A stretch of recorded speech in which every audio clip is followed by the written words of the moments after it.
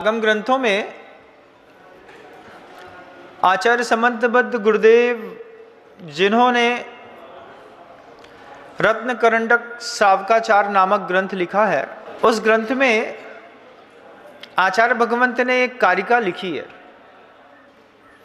कारिका में आचार्य भगवंत ने कहा है कि जो 4 प्रकार के अनुयोग हैं जैन दर्शन के, ये चारों अनुयोग कैसे हैं? तो आचार्य भगवंत कहते हैं याथा तथ्यम बिना च विपरीतात। जैसा सर्वज्ञ ने देखा है ठीक वैसा का वैसा ही लिखा गया है। इसमें तनिक भी हेर फेर नहीं है, किसी छदमस्त की वाणी को सोच को स्थान नहीं है। ऐसा नहीं है कि मान लीजिए हमने कोई चीज़ अच्छी लगी या फिर हमारा चिंतन बहुत अच्छा रहा तो हमने उसको किताब बना दी और उस किताब को ग्रंथ की या अनुयोग की उपमा दे दी गई। ऐसा नहीं। गुरुदेव स्वयं जिस ग्रंथों को लिखते हैं वे ग्रंथ आगम की श्रेणी में नहीं आते। वे सारे के सारे ग्रंथ किसी भी मुनि महाराज के द्वारा लिखी हुई कोई भी देशना हो, कोई भी सूत्र हो, कोई भी श्लोक हो, कोई भी कारिका हो, आज वर्तमान में जितने भी साहित्य की रचना हो रही है वे सारे के सारे ग्रंथ साहित्य की श्रेणी में आते हैं, आगम की श्रेणी में नहीं आते। आगम में और साहित्य में अंतर होता है। कोई पंचम काल का साधु अपनी प्रखर मेघा का उपयोग करके और किसी साहित्य के कारण किसी ग्रंथ की रचना करे, वह ग्रंथ साहित्य की श्रेणी में आता है, आगम की श्रेणी में नहीं आता। और आगम के लिए आचार्य समंतबद्ध गुरुदेव ने चारों अनुयोग के लिए कहा है, चाहे वो प्रथमानुयोग हो, कर्णानुयोग हो, चरणानुयोग हो या द्रव्यानुयोग हो, आत्मा का विषय हो, भूगोल का विषय हो, चारित्र की बात हो या फिर आध्यात्मिक गाथाओं या कहानियों के माध्यम से पूर्व के इतिहास को देख करके अपने अंतर्मन में संवेग और वैराग्य पैदा करने वाली बात हो, उन सारी चीज़ों के लिए आचार्य समंत गुरुदेव ने कहा कि याथा तथ्यम बिना च विपरीतात। जैसा मैंने देखा है, जैसा सर्वज्ञ ने देखा है, जैसा गणधर ने सुना है, वही के वही शब्द उठा करके आगम में रख दिए गए। ये बात पहले अंतर तक बैठ जाए, फिर मैं जो कथानक कहने के लिए आज मन बना करके आया हूं, उस कथानक में जीने का आपको आनंद आएगा। सबसे पहले ये बात बिल्कुल बैठ जानी चाहिए कि जो बात कही जा रही है याथा तथ्यम बिना च विपरीतात, इसमें कोई विपरीतता नहीं है। तो फिर मेरे उस कथानक को सुनने पर आपको उसके गंभीर और उसके रस को लेने में आनंद आएगा। एक चित्रकार है, आगम की एक बहुत गहरी कहानी है, धीरे धीरे आपको उसमें आनंद आना शुरू होगा बंधु। एक चित्रकार है, चित्रकारी करते करते करते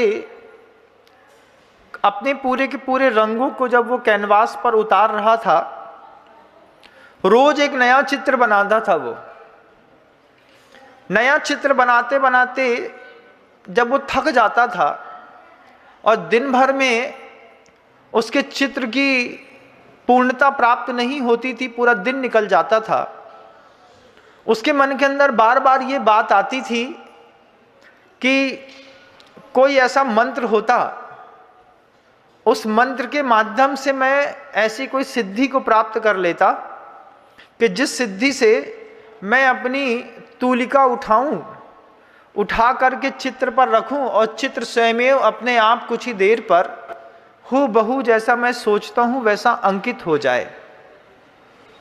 ऐसा वो चित्रकार सोचता था। नाम था उसका भरत, चित्रकार का नाम। बार बार सोचता था।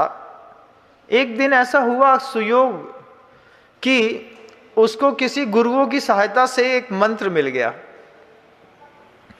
मंत्र को बैठ करके विधि पूर्वक जब उसने मंत्र की साधना में उतरा, गृहस्थ है, साधु की बात नहीं कर रहा हूं, गृहस्थ है, सामान्य सा जैसे आप रहते हैं ऐसा ही गृहस्थ, लेकिन मन के अंदर जब वो भाव खड़ा हुआ कि काश कोई ऐसी विद्या होती, कोई ऐसा मंत्र सिद्ध होता कि उस मंत्र को सिद्ध करके मैं तूलिका सिर्फ हाथ में उठा करके सिर्फ कागज पे लगाता और तूलिका स्वयं अपना चित्र कुछ ही देर में बना देती।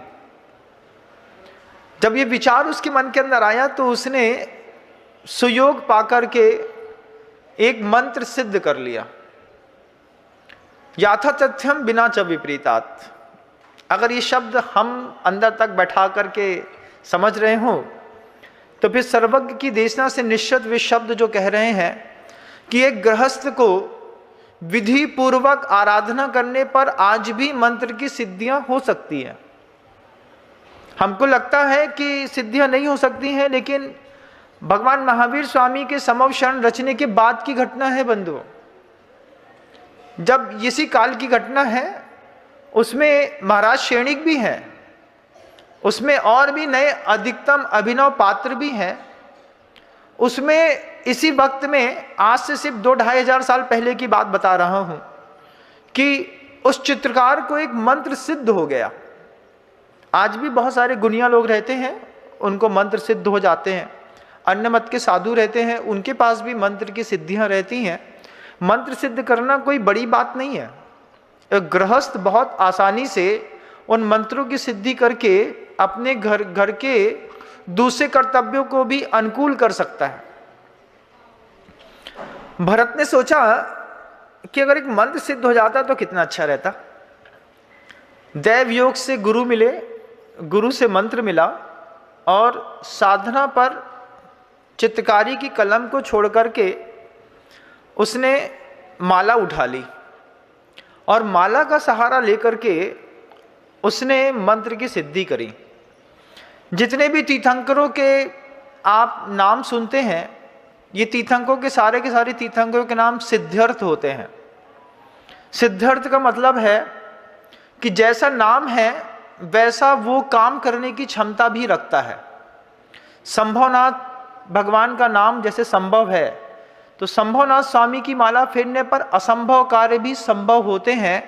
ये बात संभवनाथ तीर्थंकर के उस नाम को बताया जा रहा है।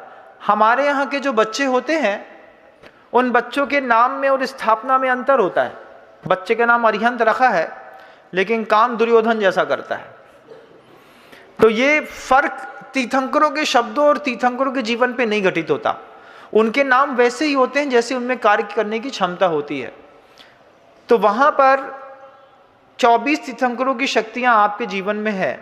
आप चाहें तो खुद मंत्र के निर्माता बन सकते हैं, आप चाहें तो खुद मंत्र के सृष्टा बन करके मंत्र की आराधना करके आज भी कई सिद्धियों की प्राप्ति भी कर सकते हैं। बंधुओं, विधि पूर्वक गुरु की आज्ञा लेकर के, गुरु से गुरु मंत्र लेकर के जिन साधकों ने भी कदम बढ़ाया है, उन साधकों को मंत्र की सिद्धियां अवश्य हुई हैं। उस भरत को मंत्र की सिद्धि हो गई। अब वो भरत कुछ भी चीज आंख बंद करके सोचता, सोचने के बाद कलम उठाता, पर्वत सोचा उसने गहरा नीला, जो भी उसके आंख बंद करने में उसको समझ में आया, उसने उस कागज पर उतार दिया। कागज पर धीरे धीरे उतारते उतारते जब इंसान की जगह शक्तियां काम करती हों तो फिर शक्तियों का प्रभाव अपने आप दूरगामी होता है। जैसे बन्ना जी के अश्यकारी श्री अजितनाथ जी भगवान हैं, उनके सामने शांति धारा अभिषेक करने की शक्ति आज विश्व विख्यात है। शक्तियां पहले भी थीं लेकिन लोग जानते नहीं थे। आज जानते हैं तो पूरी दुनिया का आदमी अजितनाथ भगवान के दरबार पर शांति धारा अभिषेक करने के लिए दूर दूर से कष्ट सह करके भी पधारता है। और उसके मन के अंदर, माँ बहनों के मन के अंदर तो ये भाव हमेशा रहता है कि मुझे सिद्ध प्रतिमा के दर्शन तो करने ही हैं, जिनके ऊपर शांति धारा अभिषेक करने पर इस तरीके का अभूतपूर्व लाभ जीवन में मिलता है। उस भरत को सिद्धि क्या हुई? उस भरत ने जो भी चीज सोचा, आंख बंद करता, कुछ सोचता, कलम को उठा करके कैनवास पर रखता, कलम स्वयं चलने लगती और चलते चलते चित्र बनने लगते और धीरे धीरे करके वो अपने पूरे के पूरे राज्य में उस कलाकारी के रूप में प्रसिद्ध हो गया। जैसे आज भी देखिएगा साधना करने वाली जो गायिकाएं रहती हैं, जब वो शब्दों की आराधना करती हैं, तो अभी लता मंगेशकर जी को देखिएगा कि कैसे वो 70 सालों से लगातार गा रही है। कंठ की कोई ऐसी सिद्धियां हैं कि वो कुछ भी बोलते हैं तो बहुत अच्छा लगता है। ऐसे ही सबको कंठ में, किसी को हाथ में जो मंत्र होते हैं वो शरीर में अलग अलग स्थानों पर सिद्ध होते हैं। जैसे तीर्थंकरों के नाम के उच्चारण है और मंत्र होते हैं, वो भी शरीर पर अलग अलग सिद्ध होते हैं बंधुओं। जैसे अजितनाथ स्वामी का मंत्र है ओम ब्रीम श्री अजितनाथ जिनेन्द्राय नमो नमः, ये मंत्र कंठ में सिद्ध होता है। कुछ मंत्र होते हैं तीर्थंकरों के, वो नेत्र में सिद्ध होते हैं, कुछ मस्तिष्क पर सिद्ध होते हैं, कुछ हृदय में, कुछ हाथ में, कुछ विचार शक्ति में, कुछ कान पे, ऐसे अलग अलग स्थानों पर सिद्धि के मंत्र होते हैं। उस भरत को हाथ में सिद्धि हो गई, उंगलियों में तूलिका पकड़े और एक नया चित्र तैयार कर लेता। और जैसे ही वो नया चित्र तैयार करता, उस चित्र में ऐसी सजीवता रहती कि देख करके ऐसा लगता कि जैसे पर्वत को उठा करके सीधा कागज पर रख दिया। आप कभी शेर की आंख वाले चित्र देखिएगा, मैंने बहुत देखे हैं। कई कलाकार शेर की आंख ऐसी बनाते हैं, बाल ऐसे बनाते हैं, लगता है कि एक एक बाल कैसे बनाया है इनने। और फिर उनकी कीमतें भी रहती हैं, 25-50 हज़ार रुपये से शुरू होकर के लाखों रुपए में जाकर के एक एक चित्र की सजीवता बोलती है। उस भरत के हाथ के चित्र की सजीवता जब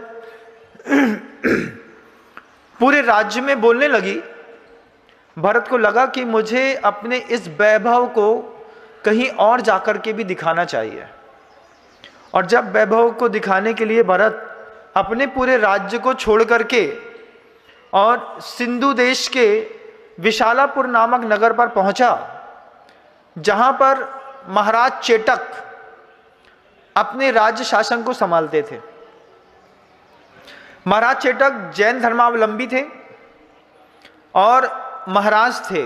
महाराज का मतलब है जिसके घर के अंदर अत्यधिक मात्रा में प्रत्येक प्रकार की सुविधा उपलब्ध है, उसको आप महाराज समझिए।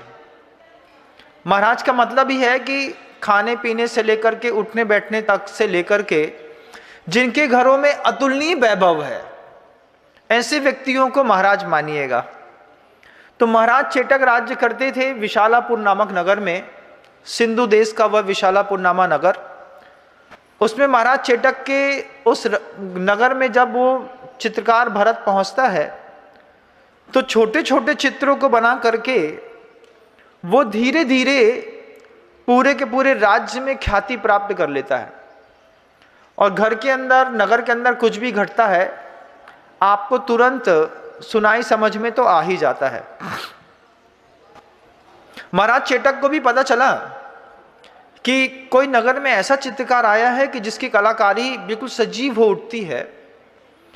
तो वो चेटक ने उस चित्रकार को अपने राज दरबार पर बुलाया।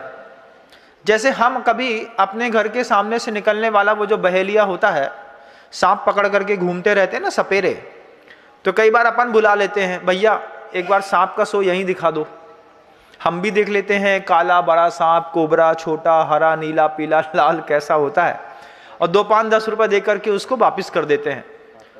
नागपंचमी के दिन तो खास तौर से ऐसा करते ही हैं। तो जैसे अपन छोटे छोटे आयोजनों को कर लेते हैं, ऐसे ही महाराज चेटक ने अपनी पूरी राजसभा में उस चित्रकार को बुलाया। राजसभा बिल्कुल खचाखच आपस में लगी हुई थी।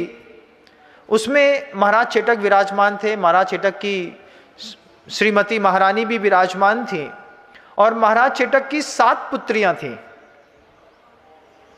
सातों की सातों पुत्रियां अपने अपने सिंहासन पर दूर विराजमान थीं। सभी लोगों को पता था कि आज उस चित्रकार की चित्रकारी का सजीव कला मंचन इसी मंच पर होना है। सबके मन के अंदर उत्सुकता थी। चेटक के सामने जब वो भरत चित्रकार पहुंचता है, चेटक भरत से कहते हैं कि आपके बारे में बहुत सुना है। भरत विनीत होकर के महाराज चेटक के चरणों में प्रणाम निवेदित करता है, कहता है सब गुरुओं की कृपा है। जब कभी भी अपने जीवन में कोई सौंदर्य बढ़े तो मात्र एक शब्द बोले जाते हैं, सब गुरुओं की कृपा है। प्रभु की कृपा भी नहीं बोली जाता। प्रभु कृपा क्यों नहीं बोली जाती महाराज? क्योंकि गुरु में गुरु भी आ जाते हैं और प्रभु भी आ जाते हैं, लेकिन प्रभु में सिर्फ प्रभु आते हैं, गुरु का समावेश नहीं हो पाता। इसलिए जो भी संपन्न बुद्धि कौशल से प्रवीण लोग होते हैं, जब भी उनके हाथों में सफलता रहती है, वो हमेशा बस एक ही शब्द कहते हैं कि सब गुरुओं की कृपा है। ये शब्द जीवन का सौंदर्य है। भरत चित्रकार से चेटक ने कहा कि आपके बारे में बहुत सुना है। चेटक कहते हैं सब गुरु की कृपा है महाराज। गुरु के आशीर्वाद से जिंदगी में मैं इस सफलता तक पहुंचा हूं। और चेटक ही क्या, संसार में कोई भी व्यक्ति क्यों ना हो बंधु, गुरुओं की कृपा से ही सफलता की ऊंचाइयों तक पहुंचता है। कपड़ा वाला हमेशा ये देखता रहता है कि महिला इतनी देर से साड़ी देख तो रही है, लेकिन किसी के प्रति विशेष उत्सुकता नहीं है। और 10, 15, 20 साड़ी दिखाने के बाद अगर आपने मान लीजिए किसी साड़ी को हल्के से उठा करके छू करके उसके कपड़े में हाथ भी रखा, इस रखे हुए हाथ को दुकानदार पकड़ लेता है कि लाल कलर की साड़ी को महिला ने हाथ से उठा के छुआ है, मतलब थोड़ा सा आकर्षण उस लाल साड़ी के प्रति है। 2-5 साड़ी आपको और दिखाता है, उसके बाद धीरे से बोलता बहन जी आपके ऊपर ना ये नीचे वाली साड़ी बहुत जमेगी, और वही लाल वाली साड़ी उठा करके फिर ऊपर रख देता है। क्योंकि आपके मनोभावों में उसके प्रति थोड़ा सा राग भाव पैदा हुआ है, उस राग भाव को उसने पकड़ लिया। अब जैसे ही उसके शब्दों का समर्थन मिलता है, वैसे ही महिला के अंदर ये कॉन्फिडेंस बढ़ जाता है कि वास्तव में ये साड़ी अच्छी है, मुझे भी अच्छी लगी है और दुकानदार भी अच्छा कह रहा है। बोले आप चाहे तो चेंज करके देख लीजिए। और सिर्फ एक शब्द प्रशंसा के सुनने पर ये कपड़े की दुकान वाले जो होते हैं, इसी तरीके से रोज सुबह से लेकर शाम तक व्यवसाय करते रहते हैं। बस आपके राग भाव की कणिका कहाँ पर गिर रही है, एक बार पकड़ में बस आ जाए। तो ये भरत चित्रकार ने उस राग की कणिका को महाराज चेटक की पकड़ करके देखा कि इनका नेत्र का व्यास जो है वो मृगावती उनकी पुत्री के ऊपर गया है।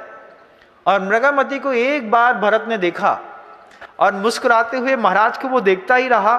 चूंकि उसके हाथ में मंत्र की सिद्धि थी, तूलिका को कागज पर रखा और महाराज को देख करके मुस्कुरा रहा था, हाथ चलाने का अभिनय कर रहा था, काम तो सारे मंत्र कर रहे थे।